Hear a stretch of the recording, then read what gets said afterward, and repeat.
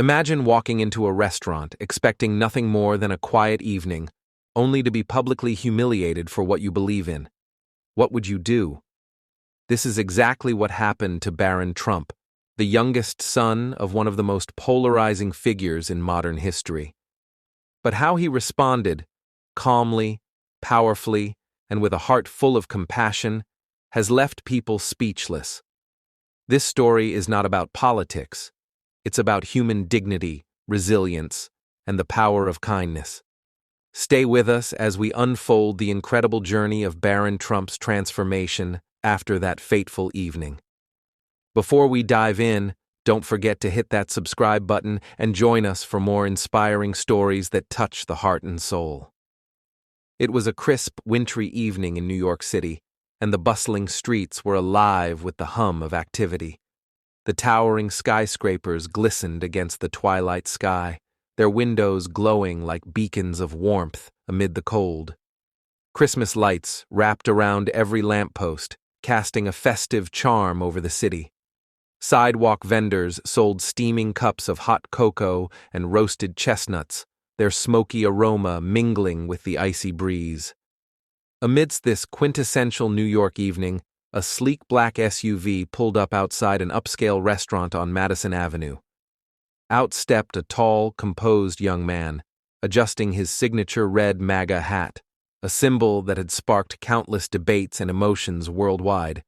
The young man was none other than Barron Trump, now in his early 20s. While the world often associated him with his famous family, Barron was known among those close to him as someone who valued humility and kindness. That evening, Barron had planned a quiet dinner alone. The restaurant, renowned for its exclusive menu and impeccable service, seemed the perfect choice. As he stepped inside, the warm glow of chandeliers greeted him, their crystals shimmering like starlight. The gentle hum of jazz music filled the air, mingling with the soft chatter of diners and the occasional clink of wine glasses. Everything about the setting promised an evening of comfort and peace. But little did Barron know that his night would take an unexpected and life-changing turn. Barron approached the hostess stand, where a young woman greeted him with a polite smile. "Good evening, Mr. Trump," she said, recognizing him immediately. "Your table is ready." She guided him to a corner table by the window, where he could enjoy a view of the bustling city streets below. As Barron settled into his seat, he couldn't help but notice the subtle glances cast in his direction. Some diners whispered among themselves, while others pretended not to notice him at all. It was something he had grown accustomed to, being both recognized and judged, often without a word spoken to him. Moments later, as he perused the menu, the restaurant manager, a middle-aged man with neatly combed hair and a sharp suit, approached his table.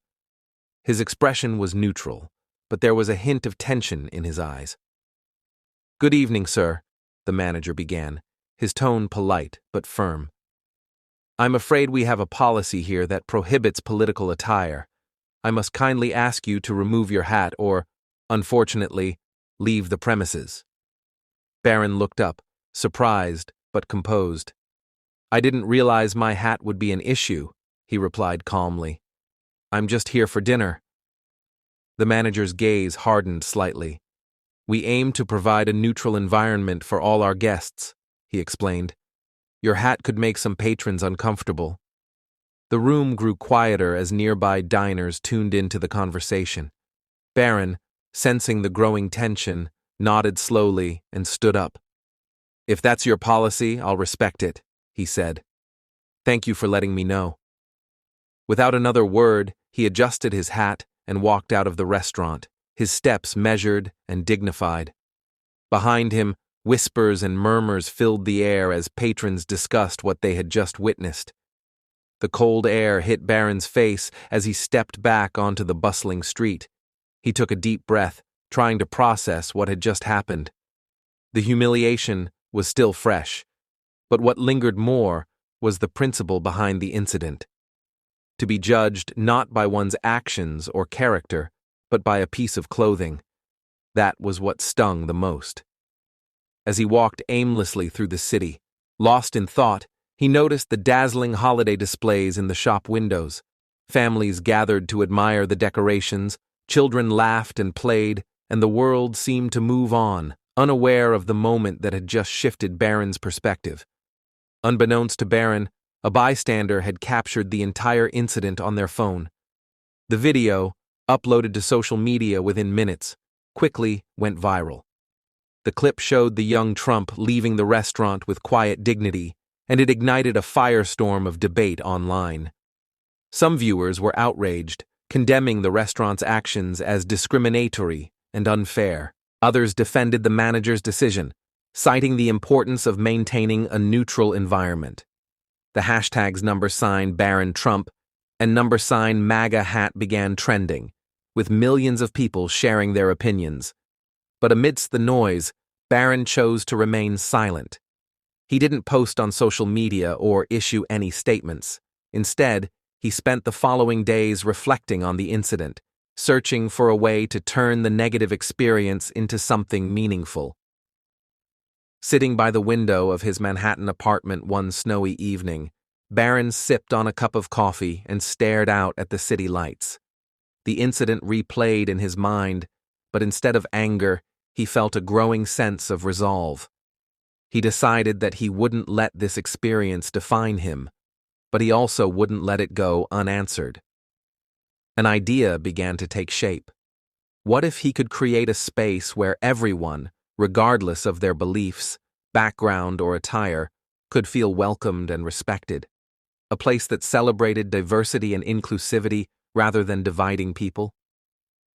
"I'm going to open a restaurant," Barron said aloud, the determination in his voice surprising even himself. "A restaurant where no one will ever feel unwelcome." Over the next several weeks, Barron immersed himself in planning. He reached out to renowned chefs, architects, and branding experts. He envisioned a restaurant that wasn't just about food, but about bringing people together. The menu would feature dishes from all over the world, symbolizing unity through cuisine.